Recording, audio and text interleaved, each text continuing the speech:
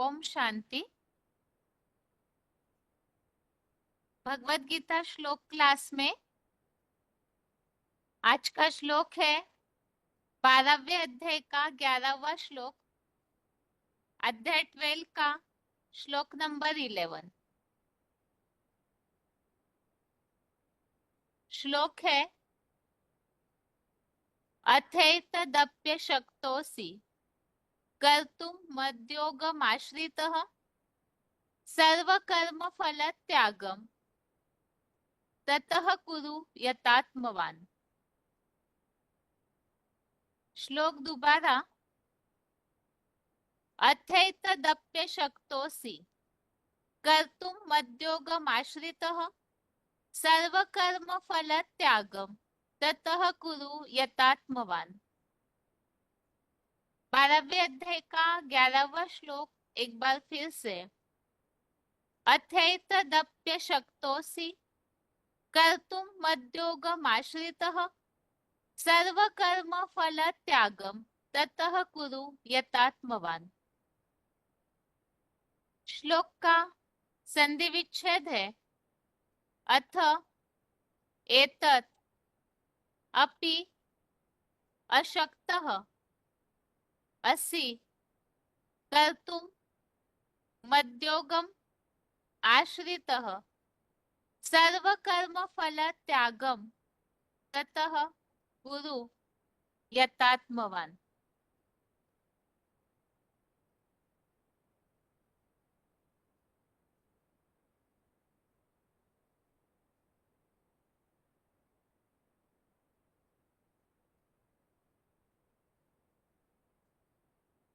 बारहवें अध्याय के 11वें श्लोक का संधि विच्छेद दोबारा। अथ एतत् अपि अशक्तः असि कर्तुम मद्योगम आश्रितः सर्वकर्म फल त्यागम ततः कुरु यतात्मवान।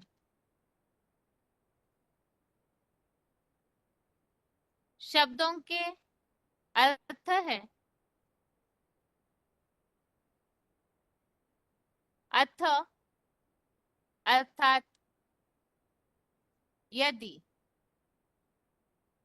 एतदपि इसमें दो शब्द है एतत् अपि। एतत् अर्थात इतना, अपि अर्थात भी। कर्तुम अशक्तः इसमें भी दो शब्द, कर्तुम अर्थात करने में, अशक्तः अर्थात अशक्त, असि अर्थात हो, ततः तो, मद्योगम अर्थात मुझसे जुड़े, आश्रितः शरण ले, यतात्मवान अर्थात अपने को वश करते हुए, सर्व कर्म फल त्यागम अर्थात सब कर्म फलों का त्याग, कुरु अर्थात कर दे। अध्याय 12 श्लोक नंबर 11 शब्दों के अर्थ। अथ अर्थात यदि, एतदपि इसमें दो शब्द है एतत् अपि। एतत् अर्थात इतना, अपि अर्थात भी। कर्तुम अशक्तः कर्तुम अर्थात करने में, अशक्तः अर्थात अशक्त, असि अर्थात हो, ततः अर्थात तो, मद्योगम अर्थात मुझसे जुड़े, आश्रितः शरण ले, यतात्मवान अर्थात अपने को वश करते हुए, सर्व कर्म फल त्यागम अर्थात सब कर्म फलों का त्याग, कुरु अर्थात कर दे।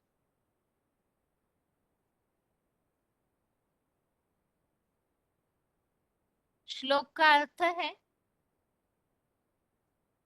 यदि इतना करने में भी, यदि इतना भी करने में अशक्त हो तो मुझे से जुड़े, शरण ले, अपने को वश करते हुए सब कर्म फलों का त्याग कर दे।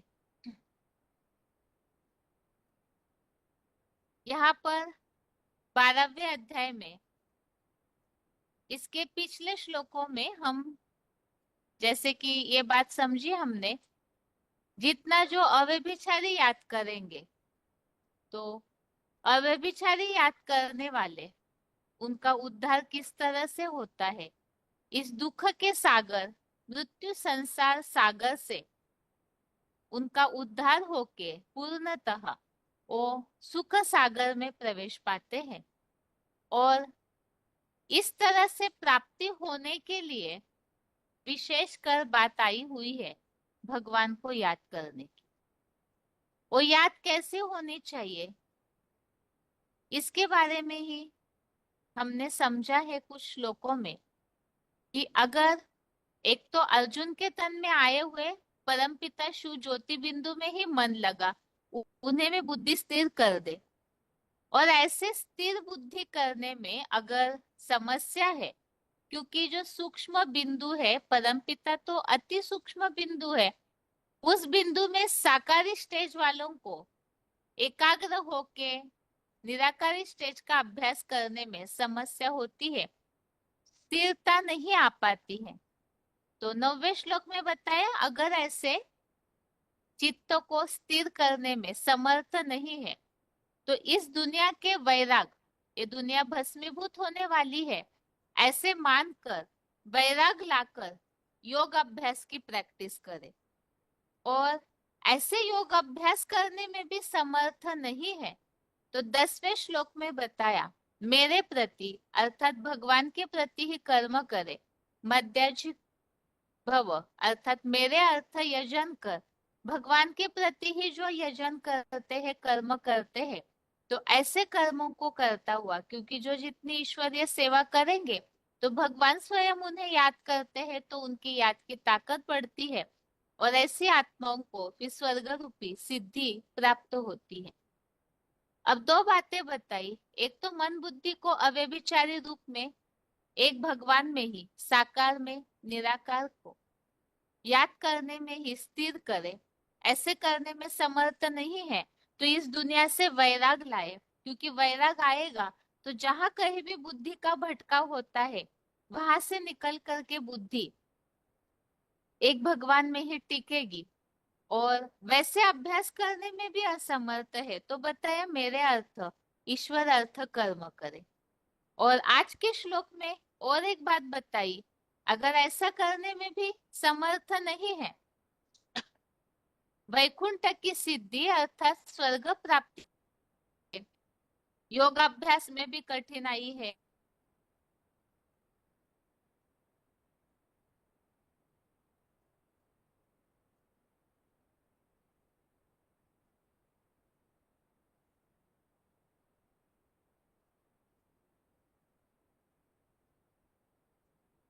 पा रहा है भगवान से जुड़ना, ये करने पर भी तो मेरे से ही जुड़े, मेरी ही शरण ले और अपने चित्त को वश करते हुए सब कर्म फलों का त्याग कर दे।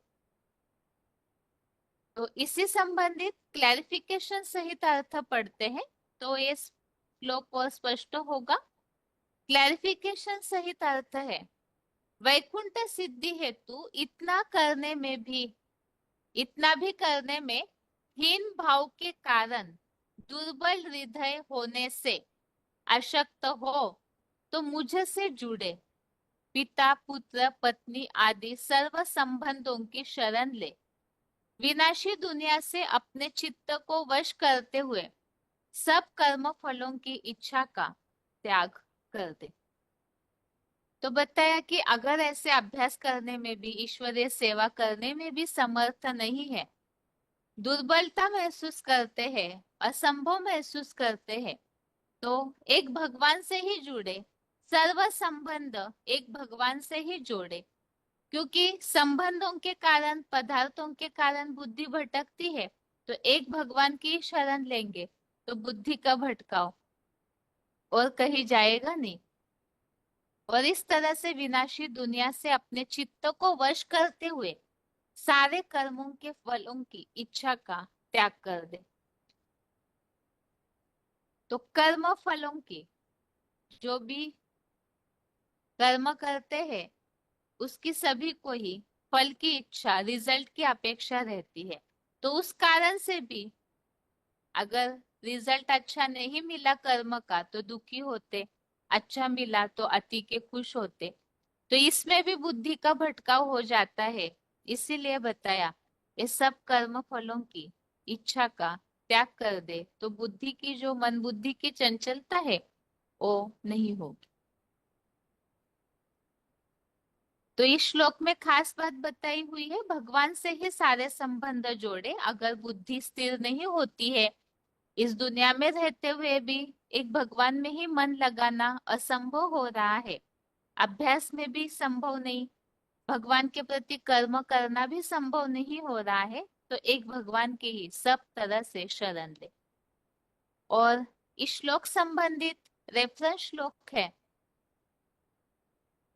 श्लोक में जो उल्लेख आया हुआ है, मन बुद्धि के चित्त का वश करता, तो मन बुद्धि चित्त को वश करना अर्थात क्या, इस संबंधित जो उल्लेख आया हुआ है,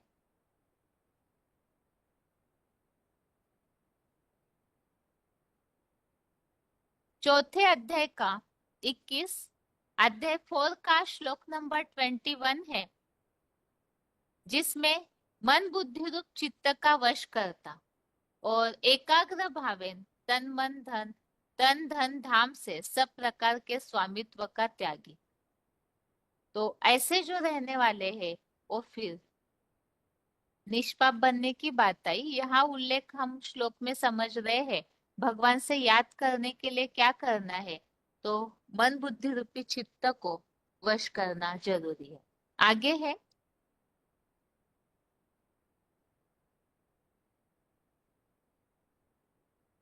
इसी टॉपिक पर मन बुद्धि रूपी चित्त का वश करता,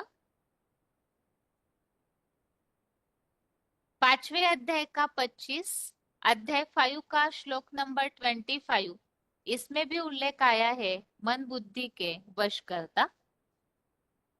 छठवें अध्याय का 10वां, अध्याय 6 का श्लोक नंबर 10, इसमें भी उल्लेख आया है चंचल मन व निर्णायक बुद्धि का वश करता।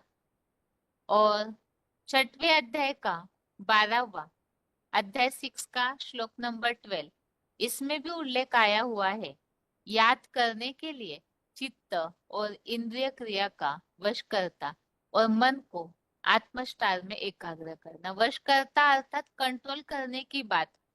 तो यहाँ मन को भी भ्रुकुटी में एकाग्र करे और चित्त और इंद्रियों के क्रियाओं का वश करता होकर कंट्रोल करके भगवान से योग लगाए। आगे है,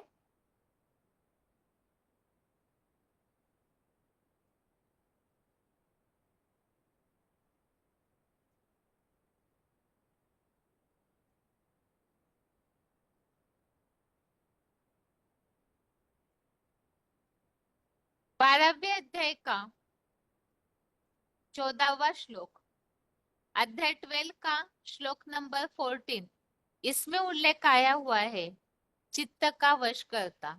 जो निरंतर योगी है वो चित्त का वश करता और एक भगवान में ही अर्पण में बुद्धि की बात आई हुई है। छठवें अध्याय का 15, अध्याय 6 का श्लोक नंबर 15, इसमें उल्लेख आया हुआ है नियमित मन वाला और सदैव ही एक भगवान से अपने मन बुद्धि को जोड़ने की बात। तो उसके लिए नियमित मन की बात आई है, योग लगाने के लिए नियमित मन की आवश्यकता है। छठवें अध्याय का 19, अध्याय 6 का श्लोक नंबर 19, इसमें भी उल्लेख आया है योगियों की निशानी वशीभूत चित्त वाली आत्मा का लगाव परमात्मा से जुड़े तो योगी की वो उपमा याद की जाती है। तो यहाँ भी योगी अर्थात ही वशीभूत चित्त वाले। आगे है,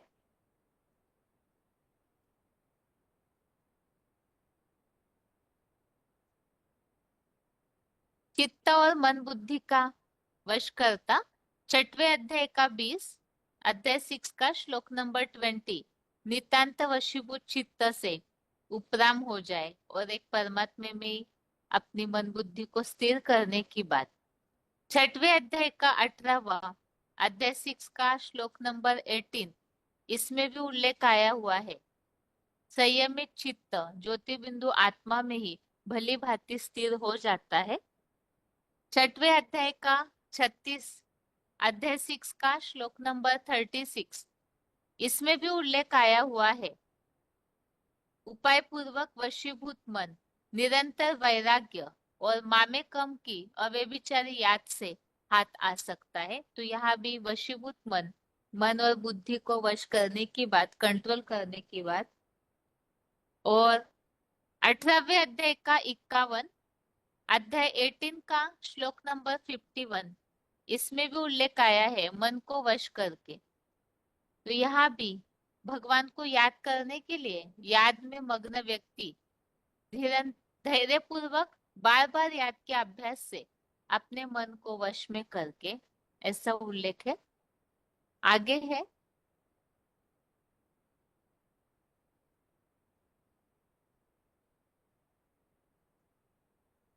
श्लोक में उल्लेख आया है कर्म फल का त्यागी। तो कर्म फल, कर्म से जो रिजल्ट मिलता है, जो फल मिलता है, उसका त्याग करना, अर्थात उसके बारे में न सोचना। इसके लिए ही चौथे अध्याय का 20वां, अध्याय 4 का श्लोक नंबर 20, त्यक्त्वा कर्म फला संगम नित्य तृप्तो निराश्रय, अर्थात एक भगवान के सिवाय अन्य किसी के भी आश्रयहीन और कर्म फल की आसक्ति को त्यागता हुआ जो संतुष्ट हुआ है। योगियों की ऐसी परिभाषा बताई है, कर्म फल की आसक्ति को त्यागने वाला। ऐसे ही पांचवें अध्याय का 12वां, अध्याय 5 का श्लोक नंबर 12, इसमें भी उल्लेख आया हुआ है नैष्ठिकीम, अर्थात कर्म फल के फल को त्याग कर निश्चल हुआ शांति को पाता है। 18वें अध्याय का दूसरा, अध्याय 18 का श्लोक नंबर 2, इसमें भी उल्लेख आया है सर्व कर्म फल त्यागम। तो यहाँ भी सभी कर्म फलों के त्याग करने की बात बताई हुई है। और 18वें अध्याय का 6वां, अध्याय 18 का श्लोक नंबर 6, इसमें भी कर्म फल के त्याग की बात आई है कि कर्मों को भी तन मन धन आदि की आसक्ति और कर्म फलों को, कर्म फल की इच्छा को त्यागना, ऐसे बात है। आगे है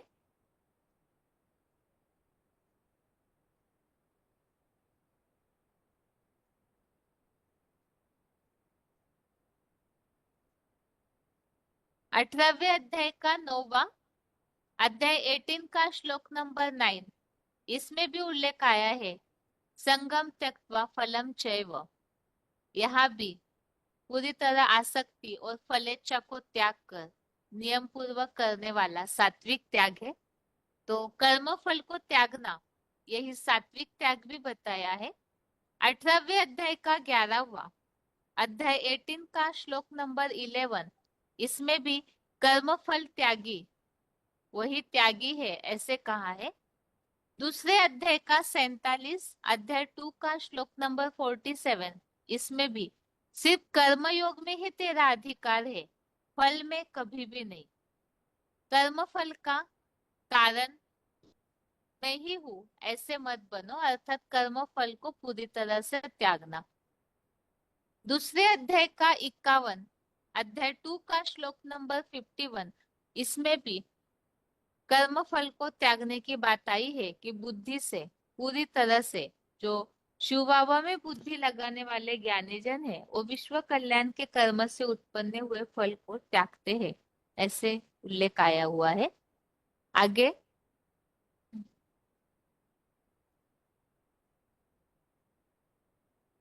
कर्म फल के त्याग के लिए छठवें अध्याय का पहला, अध्याय 6 का श्लोक नंबर 1, कर्म फल का आश्रय न लेकर करने योग्य कर्म करता है, और कर्म करते योगी भी ज्ञान योगाग्निहीन कर्म भोगी नहीं और निष्क्रिय भी नहीं है।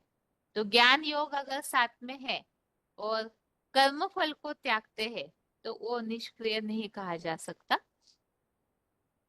और श्लोक में एक उल्लेख और आया है, मेरी शरण ले।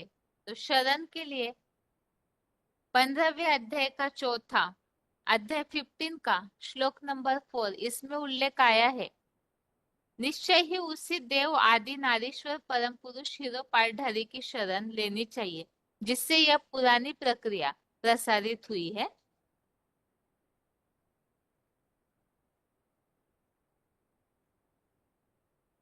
अठारहवें अध्याय का 62 अध्याय 18 का श्लोक नंबर 62, इसमें भी उल्लेख आया हुआ है भगवान की शरण लेने का।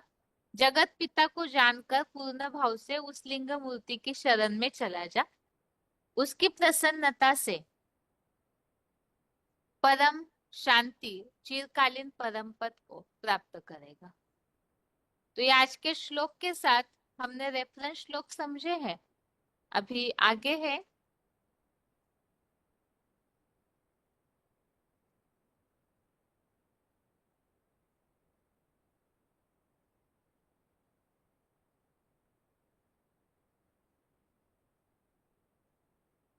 18वें अध्याय का 66 अध्याय 18 का श्लोक नंबर 66, इसमें भी भगवान की शरण लेने की बात आई है कि सब हिंदू मुसलमान आदि धर्मों को पूरा ही त्याग कर मुझ एक शिव बाबा की शरण में आ जा तो पापों से मुक्ति होगी।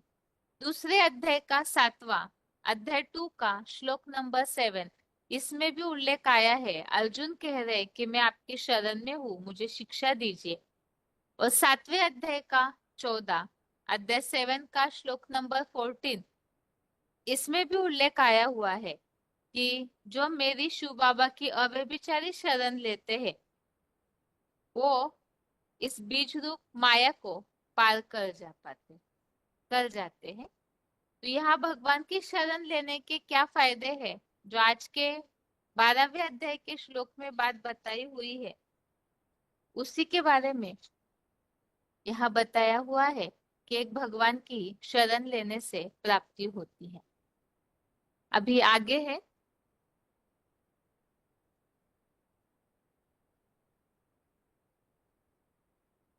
श्लोक का उच्चारण।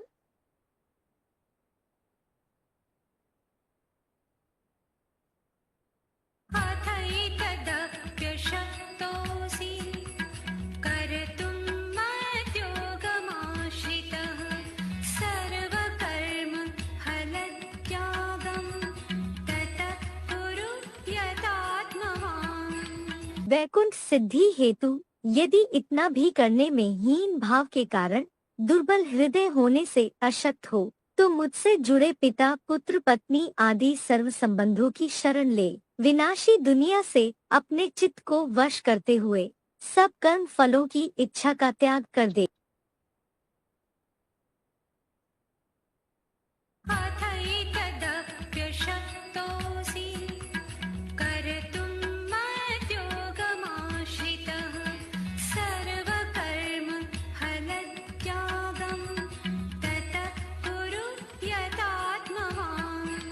वैकुंठ सिद्धि हेतु यदि इतना भी करने में हीन भाव के कारण दुर्बल हृदय होने से अशक्त हो तो मुझसे जुड़े पिता पुत्र पत्नी आदि सर्व संबंधों की शरण ले। विनाशी दुनिया से अपने चित्त को वश करते हुए सब कर्म फलों की इच्छा का त्याग कर दे। अभी आगे है इसी श्लोक संबंधित पॉइंट है, भगवान से जुड़े सर्व संबंधों की शरण ले। Selected point number 112, selected point number 112।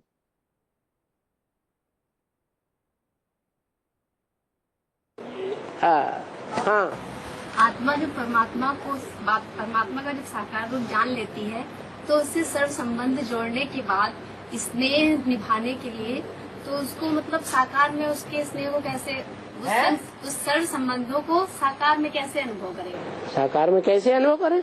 जैसे बच्चा बाप से अनुभव करता है, पत्नी पति से अनुभव करती है, चाचा भांजे भतीजे से अनुभव करता है, भाई भाई से अनुभव करता है, बहन भाई से अनुभव करती है, ऐसे ही अनुभव करो। अनुभव मतलब किस तरह का अनुभव होगा? मतलब साकार में कैसे अनुभव करेंगे? साकार में रह करके देवताएं होते हैं या नहीं है? उनको देवान होता है? तो अपने देवान को पहले परे कर दो। क्या करो? जैसे सतयुग में देवी देवताएं होते हैं, पति पत्नी होते हैं कि नहीं? होते हैं ना। जो देवान है दृष्ट इंद्रियों का, वो साथ में होता है क्या? नहीं होता है। आत्मिक स्थिति होती है। तो आत्मिक स्थिति में रह करके बाबा के साथ ऐसी बातें करो, संबंध जोड़ो, दिल की बातें करो। नहीं तो क्या होता है, कुमार लोग हैं, वो कहते हैं हम तो कुमार हैं, हमारी शादी तो हुई नहीं, और हमें तो शादी करने का संकल्प चलता है बार बार, और हम बाबा से कैसे संबंध जोड़े?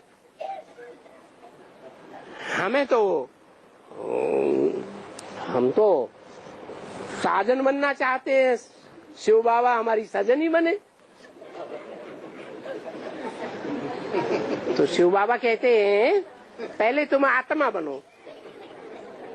क्या बनो? आत्मा बनो।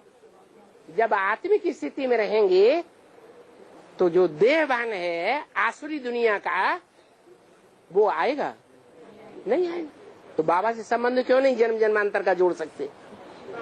बाबा से जो संबंध जोड़ेंगे वो यहाँ के लिए जोड़ेंगे या भविष्य के लिए जोड़ेंगे? भविष्य 21 जन्मों के लिए जोड़ना है। 21 जन्म के आधार पर 63 जन्मों का भी बनता है। अगला पॉइंट है selected point number 113। Selected point number 113, भगवान से जुड़े सर्व संबंधों की शरण ले। संबंध जुड़ेगा तब ही तो अनुभूति होगी। जैसे पति पत्नी का संबंध है, जो पति पत्नी का संबंध है उसकी अनुभूति अलग होती है या भाई बहन बाप बेटी जैसी होती है? अलग होती है। उसके लिए इंद्रियों का जो प्यार है वो अलग है या भाई बहन बाप बेटी जैसा है? अलग है, अलग है ना। तो वो अनुभूति है इंद्रियों की अलग अलग। सर्व संपन्नों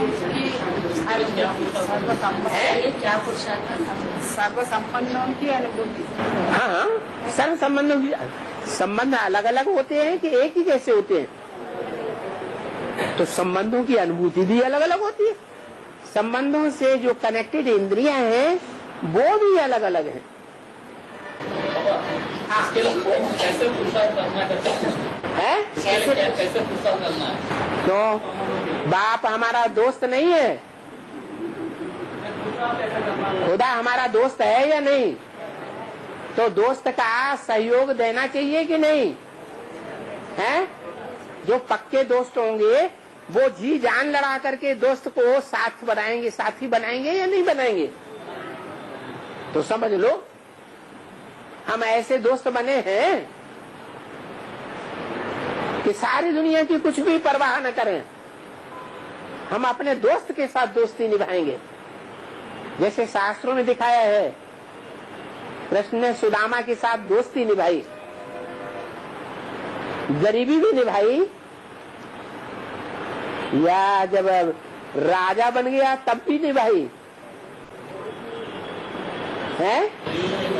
हाँ, ऐसी दोस्ती निभाएं। कोई भी संबंध हो उसको निभाने की बात है। जैसे बाप के संबंध में आज्ञाकारी, शिव हमारा बाप है तो हम आज्ञाकारी बच्चे बने हैं। जैसी जैसी आज्ञाएं वो मुरली में दे रहा है, श्रीमत दे रहा है, उन आज्ञाओं का मैं फॉलो करता हूँ।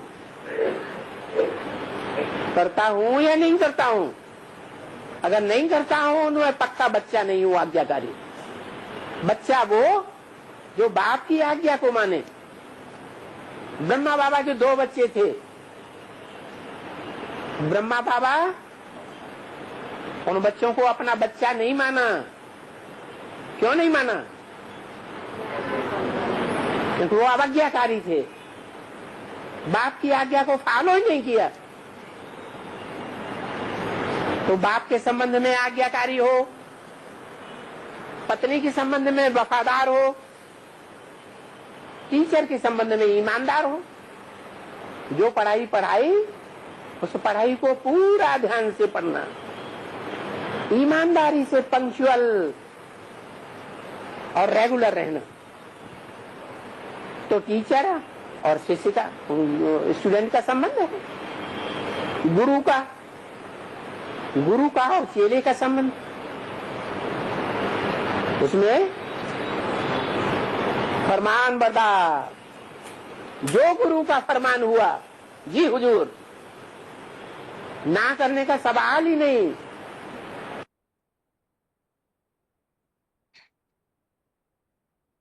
अगला पॉइंट है VCD नंबर 1421,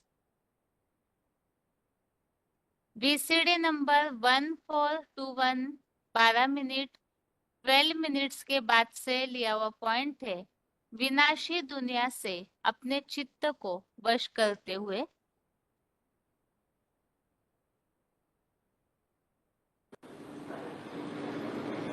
परंतु तुम बच्चों को तो निश्चय है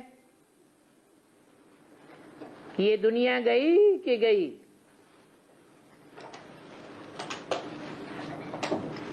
ये बातें भूलो नहीं।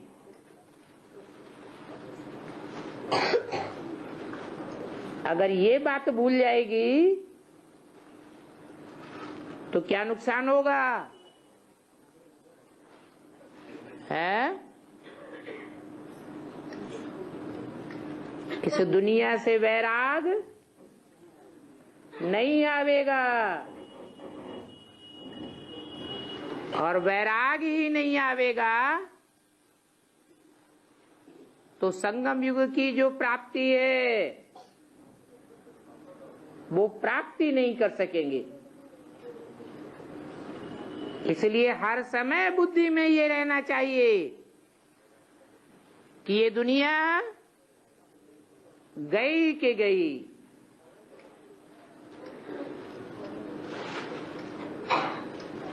सतयुग की प्रारब्ध है ज्ञान, ज्ञान की वहां प्रारब्ध मिलती है। सतयुग त्रेता में,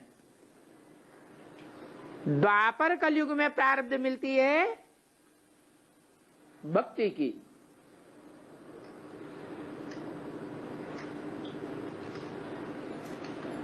और संगम युग में ज्ञान, भक्ति और क्या रह गया? वैराग। न सतयुग त्रेता में वैराग की बात है, न द्वापर कलयुग में वैराग की बात है। क्योंकि दुनिया में जितने भी धर्म पिताएं आए हैं और धर्मों से कनेक्टेड, वो इस दुनिया से राग बढ़ाते हैं कि वैराग दिलाते हैं। इस दुनिया से प्यार दिलाते हैं, रागी बनाते हैं।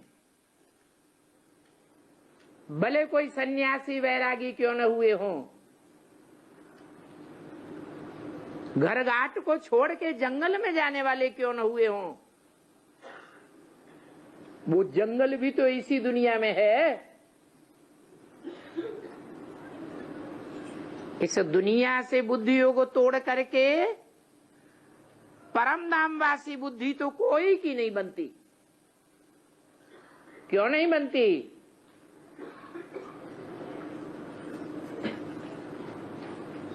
क्योंकि एक तो आत्मा के स्वरूप को नहीं जानते और दूसरे आत्मा के घर को भी नहीं जानते, आत्माओं के बाप को ही नहीं जानते, तो वैराग कैसे आवेगा? इस दुनिया की तो टोटल आबादी ही 500-700 करोड़ है, उसको कहेंगे बेहद। तो बेहद का बाप आया हुआ है। 500-700 करोड़ मनुष्य आत्माओं को पक्का पक्का बेहद का वैराग दिलाने के लिए।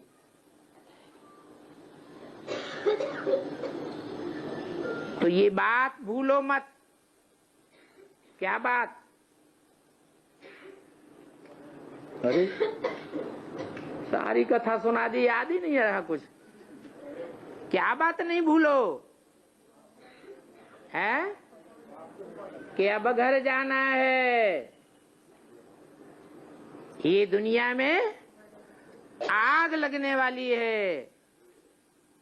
इन आंखों से जो कुछ भी देखते हो वो आज देखने में आता है और कल खलास हो जाएगा। अगला पॉइंट है selected point number 24, selected point number 24, सब कर्म फलों की इच्छा का त्याग कर दे।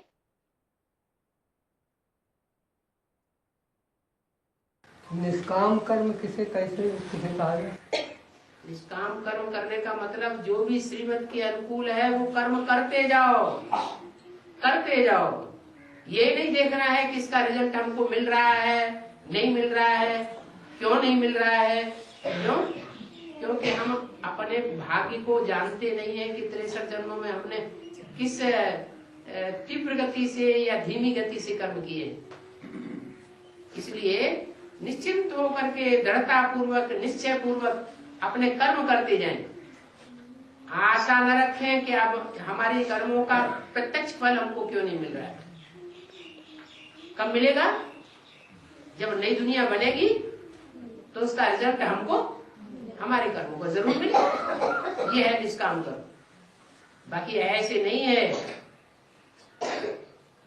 कि जो भी कर्म करें उसमें इच्छा ही नहीं रखें।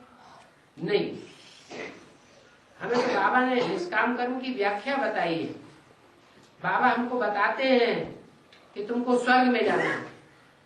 अच्छे कर्म करेंगे तब स्वर्ग में जाएंगे, श्रीमत के अनुकूल कर्म करेंगे तब स्वर्ग में जाएंगे, या मनमत और मनुष्यों की मत पर करेंगे तो स्वर्ग में जाएंगे। श्रीमत पर अगर हम कर्म करेंगे श्रेष्ठ से जो पाठधारी इस संसार में प्रैक्टिकल में आया हुआ है उसके अनुसार जैसे कहे वैसे कर्म करेंगे तो हम जरूर स्वर्ग में जाएंगे। ऐसा पक्का निश्चय बुद्धि धारण करके चलना जीवन में। ये नहीं कि हमने इतने लंबे समय तक हमने अच्छा कर्म किया, हमने श्रीमत के बरखिलाफ काम तो किया नहीं, लेकिन फिर हमको रिजल्ट क्यों नहीं मिल रहा है। अगर रिजल्ट मिलने की आशा अभी रखते हैं इसका मतलब हम निष्काम कर्म नहीं कर रहे हैं और यही दुख का कारण बन जाता है।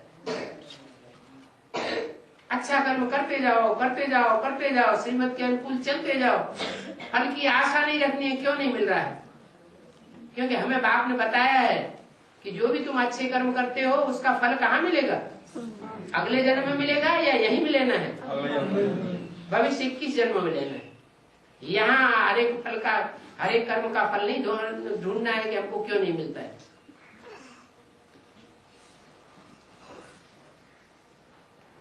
ये भी कर्मों की बुरी गति में एक बात आती है। कोई इस बात में बहुत ज्यादा मुझ रहे हैं, बहुत परेशान हो रहे हैं।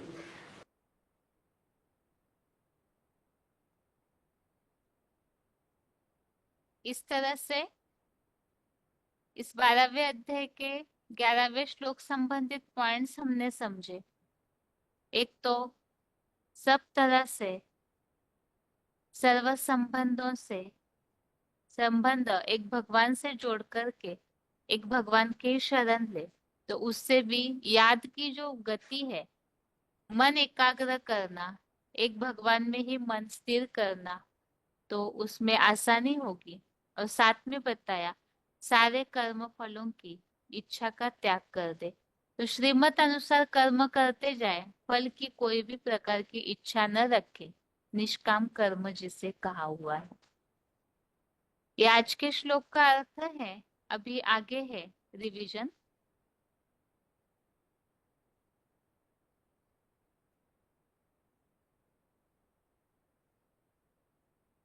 रिवीजन के लिए श्लोक नंबर है 10वें अध्याय का 14वां, अध्याय 10 का श्लोक नंबर 14।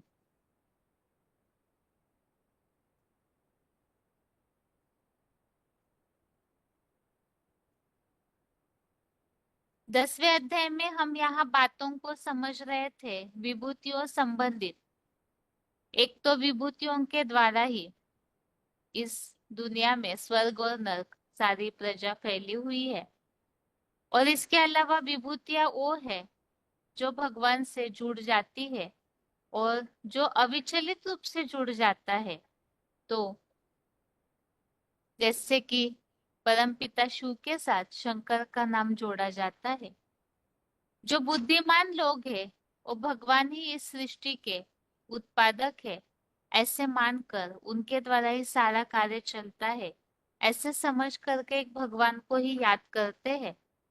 एक भगवान में ही पूरी तरह जो मन लगाने वाले हैं, वो अतीन्द्रिय सुख की अनुभूति करते हैं, और ऐसे जो प्रीतिपूर्वक याद करने वाले हैं, उन्हें फिर भगवान से बुद्धियोग मिलता है, ताकत मिलती है। और ऐसे प्रीतिपूर्वक याद करने वालों का ही अज्ञान का अंधकार नष्ट करने के लिए इस सृष्टि पर ज्ञान का दीपक अर्थात ध्रुव तारा, जो सदैव आत्मिक स्थिति में स्थित, वो ज्ञान का दीपक भगवान देते हैं, जिसके द्वारा सारी सृष्टि का उद्धार शुरू होता है। और इसी के लिए आगे श्लोकों में बताया भगवान की महिमा, जिस तन द्वारा परम पिता कार्य करते हैं, तो उसी के द्वारा वो परम ब्रह्म है, परम धाम है, शाश्वत दिव्य पुरुष है, आदि अनादि देव भी है। और ये जो भगवान की महिमा है, अर्जुन ये बता रहे हैं कि मुझे इस विषय में ऋषियों ने, देवर्षि नारद, असित देवल ने और व्यास जी ने भी कहा है, और आप स्वयं भी इस बात को बताते हैं, जो बताया है मत्तः परतरम नान्यत् किंचित दस्ति धनंजय। एक भगवान ही है जो सर्वोपरि श्रेष्ठ सत्ता है। अभी भगवान के इस स्वरूप का वर्णन जो यहाँ पे हमने समझा है, इसी संबंधित अगले श्लोक में बताया है, जो आज के रिवीजन का 14वां श्लोक है। श्लोक है सर्वमेतत् कृतं मन्ये यन्मान वदसि केशव नहि ते भगवन् व्यक्तिं विदुर्देवा।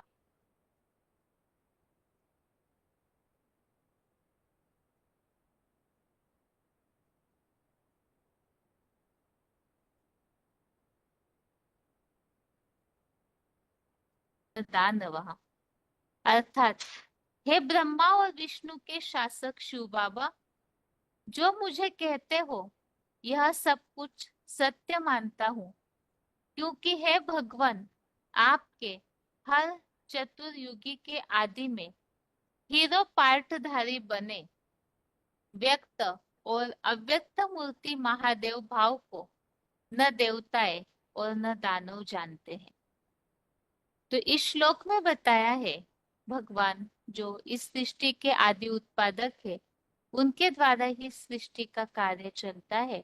शुरू के श्लोकों में भी हमने समझा भगवान के प्रकृष्ट दिव्य जन्म को कोई नहीं जानते हैं, क्योंकि सब प्रकार से आदिकालीन आदिश्वर एक भगवान ही है।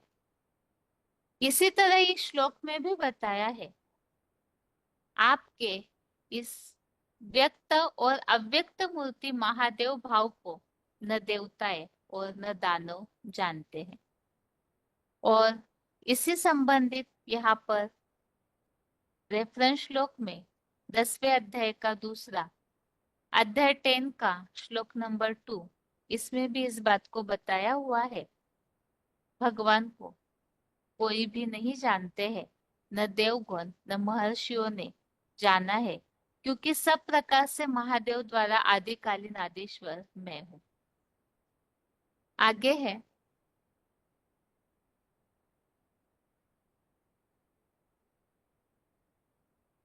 7वें अध्याय का 13वां अध्याय 7 का श्लोक नंबर 13। इस श्लोक में भी बताया है भगवान को कोई नहीं जानते हैं, मुझ अविनाशी को कोई भी नहीं जानता है। 7वें अध्याय का 25 अध्याय 7 का श्लोक नंबर 25, इसमें भी इस बात का उल्लेख है, योग माया से ढका हुआ मैं सब मानवीय आत्माओं के लिए प्रकट नहीं हूँ।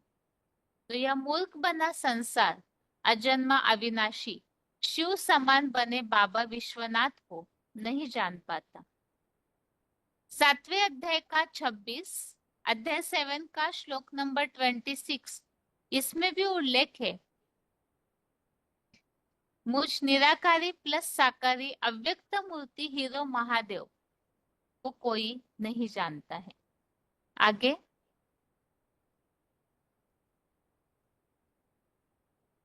इस श्लोक संबंधित पॉइंट्स है। श्लोक में बताया है भगवान को कोई भी नहीं जानते हैं।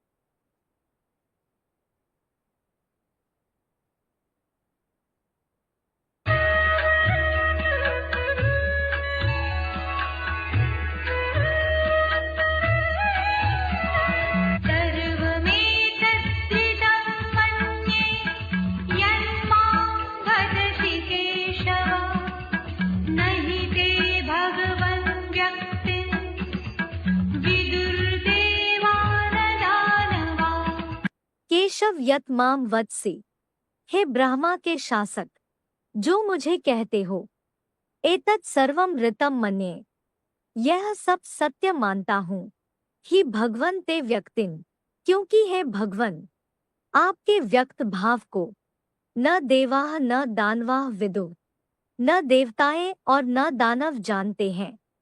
केशव यत माम वत्सि एतत् सर्वम ऋतम मन्ये, ही भगवन ते व्यक्तिम न देवाः न दानवाः विदुः। भावार्थ, हे ब्रह्मा और विष्णु के शासक शिव बाबा, जो मुझे कहते हो यह सब कुछ सत्य मानता हूँ, क्योंकि है भगवन आपके हर चतुर्युगी के आदि में हीरो पाटधारी बने व्यक्त और अव्यक्त मूर्ति महादेव भाव को न देवताएं और न दानव जानते हैं। एक आत्मा है। श्लोक में पॉइंट आया हुआ है हीरो पाटधारी, VCD नंबर 2367 2367, 18 मिनट के बाद से लिया हुआ पॉइंट। एक आत्मा है।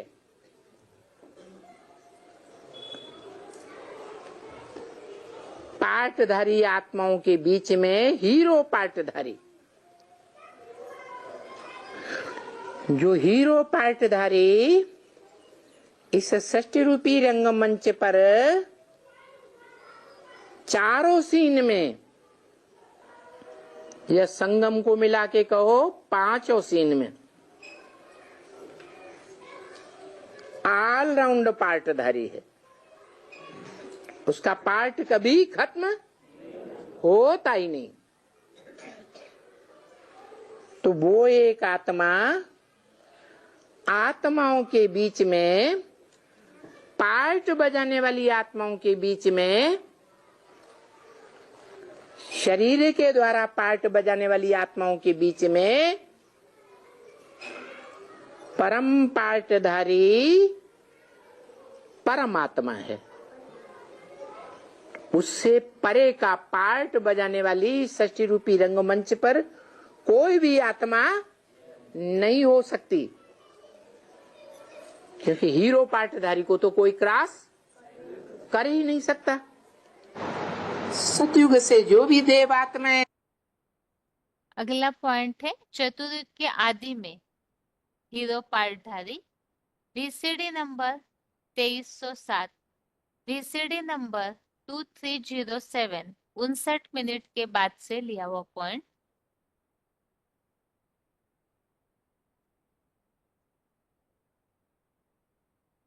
सतयुग से जो भी देव आत्माएं त्रेता के अंत तक 16 कला या 14 कला का संपूर्ण सुख भोगती हैं, वो नीचे गिरती हैं या नहीं गिरती हैं? कलाएं उतरती हैं ना। परंतु जो ऊंचे से ऊंचा करतार गाया हुआ है, ऊंचा तेरा धाम, ऊंचा तेरा काम, ऊंचा तेरा नाम, वो ऊंचे ते ऊंचा भगवंत ऐसा सुख देता है जो सुख छीन ही नहीं होता।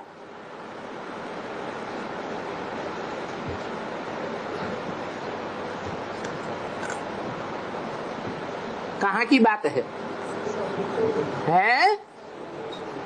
हाँ, पुरुषोत्तम संगम युग की बात है। पुरुष आत्मा को कहा जाता है। आत्माओं में जो उत्तम आत्मा है,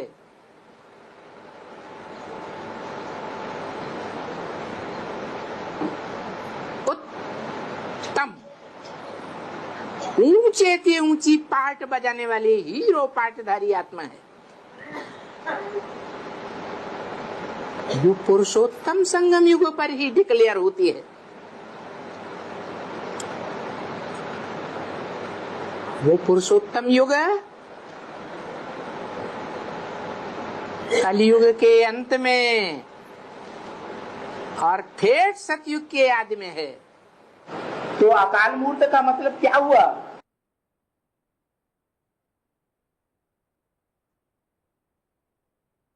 हीरो पार्टधारी बने व्यक्त और अव्यक्त मूर्ति महादेव वीसीडी नंबर 2365 2365 3 घंटा 22 मिनट 3 आवर्स 22 मिनट्स के बाद से लिया हुआ पॉइंट।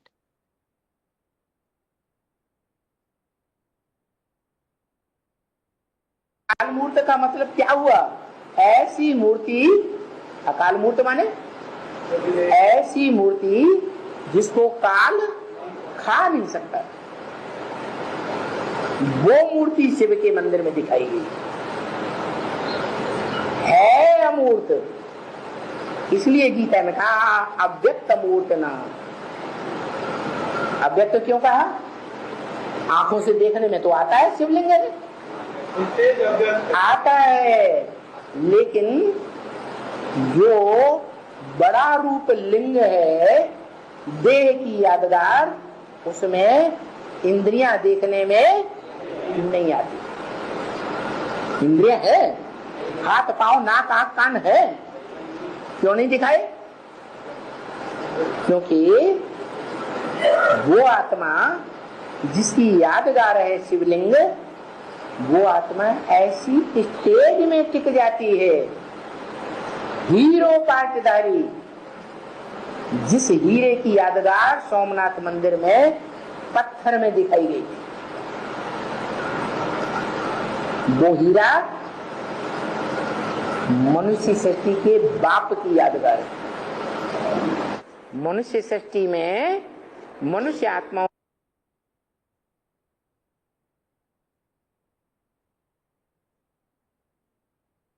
हीरो पार्टधारी को कोई नहीं पहचानते हैं वीसीडी नंबर 2376 2376 1 घंटा 12 मिनट के बाद से लिया हुआ पॉइंट।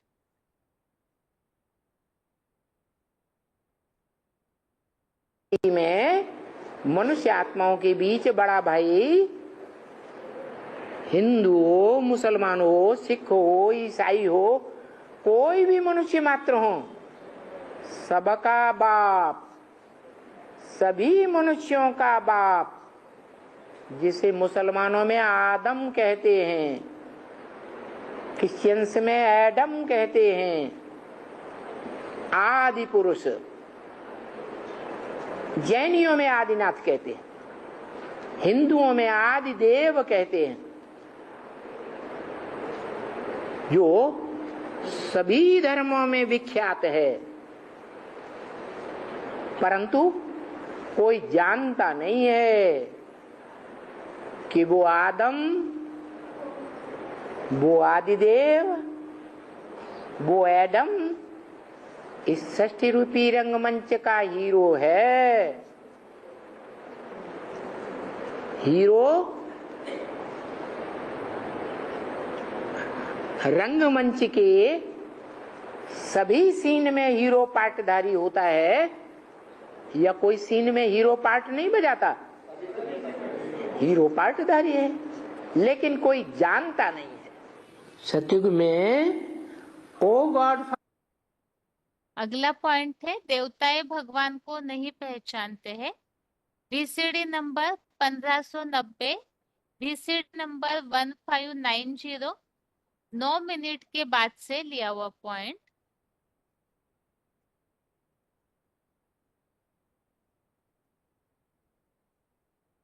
सतयुग में ओ गॉड फादर कहेंगे, ओ परमपिता परमात्मा, क्यों नहीं कहेंगे? हैं? हैं? हाँ, आत्माएं तो आत्म की स्थिति में होती है, फिर गॉड फादर को क्यों नहीं पुकारेंगे? सतयुग में जब दैवी जीवात्माएं हैं, वो जानती हैं कि हमारा गॉड फादर है। ये पहचान उनको होगी? नहीं होगी। तो वहां वो गॉड फादर नहीं कहते हैं।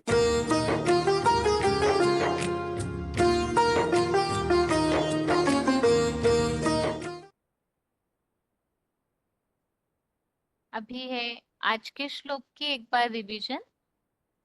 12वें अध्याय का 11वां श्लोक, अध्याय 12 का श्लोक नंबर 11। श्लोक है, अथैतदप्य शक्तोऽसि कर्तुं मद्योगमाश्रितः सर्वकर्म फल त्यागम ततः कुरु यतात्मवान। श्लोक फिर से, अथैतदप्य शक्तोऽसि कर्तुं मद्योगमाश्रितः सर्वकर्म फल त्यागम ततः कुरु यतात्मवान। अर्थात वैकुंठ सिद्धि हेतु यदि इतना भी करने में हीन भाव के कारण दुर्बल हृदय होने से अशक्त हो, तो मुझे से जुड़े पिता, पुत्र, पत्नी आदि सर्व संबंधों की शरण ले। विनाशी दुनिया से अपने चित्त को वश करते हुए सब कर्म फलों की इच्छा का त्याग कर दे। तो श्लोक में हम टॉपिक समझ रहे हैं, भगवान को याद करने के विषय में। पूरी तरह एक भगवान में ही मन बुद्धि को स्थिर करना है। अब ऐसे योगाभ्यास करने में, भगवान से पूरी तरह जुड़ने में, याद करने में अगर बार बार समस्याएं आती है, या तो वैराग्य लाना है दुनिया से, उससे भी मन स्थिर होगा। कर्मों को भी पूरी तरह भगवान में अर्पित करना है, उससे भी मन बुद्धि भगवान में स्थिर होगी, क्योंकि सेवाधारियों को बाप याद करते हैं। और ये सब करने में भी असमर्थ है, तो बताया बुद्धि योग अनेक अनेक संबंधों में भागता है, भटकता है। तो सारे संबंध एक भगवान में ही मानेंगे, एक भगवान से ही जोड़ेंगे, एक भगवान की ही शरण लेंगे, तो चित्त एक भगवान में ही टिकेगा। तो इसीलिए बताया विनाशी दुनिया से अपने चित्त को वश करते हुए अर्थात दुनिया से वैराग लाते हुए एक भगवान की शरण ले और साथ में सारे कर्म फलों की इच्छा का त्याग कर दे। और इस संबंधित हमने जो रेफरेंस श्लोक समझे हैं, और रेफरेंस श्लोक के नंबर केवल रिवाइज करते हैं। श्लोक में जहाँ टॉपिक आया है मन, बुद्धि और चित्त को वश करने की बात, अर्थात एक भगवान में ही टिकाना है, तो इन सबको जहां जहां भी भागता है वहां से एकाग्र करना, तो कंट्रोल करना है मन, बुद्धि को, चित्त को। इस संबंधित श्लोक है चौथे अध्याय का 21, अध्याय 4 का श्लोक नंबर 21। आगे है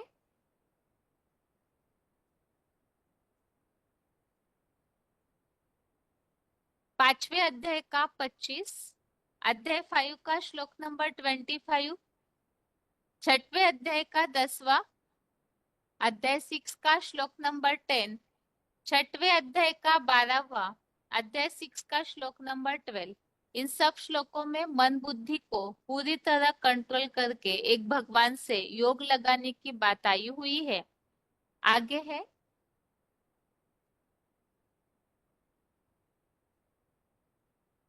12वें अध्याय का 14, अध्याय 12 का श्लोक नंबर 14, छठवें अध्याय का 15 और 19, अध्याय 6 का श्लोक नंबर 15, 19। इसमें भी मन, बुद्धि को पूरी तरह से कंट्रोल करके योग लगाना, यही योगियों की निशानी बताई हुई है। आगे है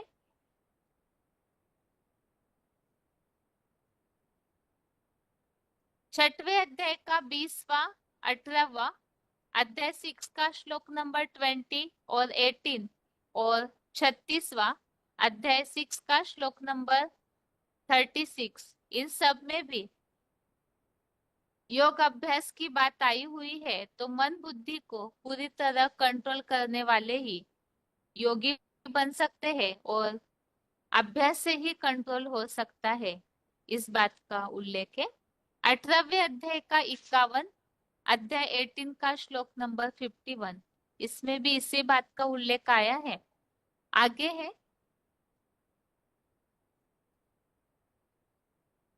श्लोक में उल्लेख आया है कर्म के फलों को त्यागना, तो इस बात के लिए श्लोक है चौथे अध्याय का 20, अध्याय 4 का श्लोक नंबर 20, पांचवें अध्याय का 12वां, अध्याय 5 का श्लोक नंबर 12, 18वें अध्याय का दूसरा, अध्याय 18 का श्लोक नंबर 2, 18वें अध्याय का 6वां, अध्याय 18 का श्लोक नंबर 6।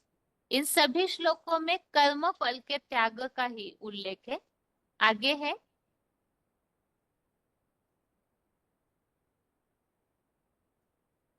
18वें अध्याय का 9वां और 11वां, अध्याय 18 का श्लोक नंबर 9, श्लोक नंबर 11। इसमें भी कर्म फल त्यागी का उल्लेख है। और दूसरे अध्याय का 51, अध्याय 2 का श्लोक नंबर 47, 51, इनमें भी कर्म फल को त्याग करने की बात आई है।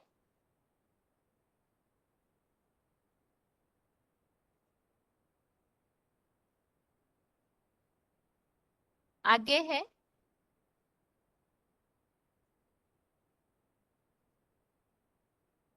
6वें अध्याय का पहला, अध्याय 6 का श्लोक नंबर 1। इसमें भी उल्लेख आया है कि जो कर्म फल का आश्रय न लेकर करने योग्य कर्म करता है, तो वो निष्क्रिय नहीं कहा जाएगा, कर्म योगी है। और श्लोक में उल्लेख आया है मेरी शरण ले, अर्थात भगवान की शरण में जाने की बात। और कहीं से भी अगर बुद्धि योग नहीं जोड़ पाते हैं, तो सब संबंधों से एक भगवान की ही शरण लेने के लिए बताया है। इस बात के लिए 15वें अध्याय का चौथा, अध्याय 15 का श्लोक नंबर 4, इसमें उल्लेख है परम पुरुष हीरो पाठधारी की ही शरण लेनी चाहिए। 18वें अध्याय का 62, अध्याय 18 का श्लोक नंबर 62। आगे है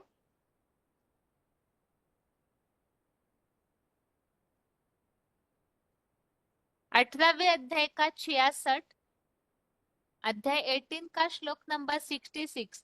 इसमें उल्लेख आया है भगवान की शरण लेने से मोक्ष मुक्ति की पापों से मुक्त हो जाते हैं।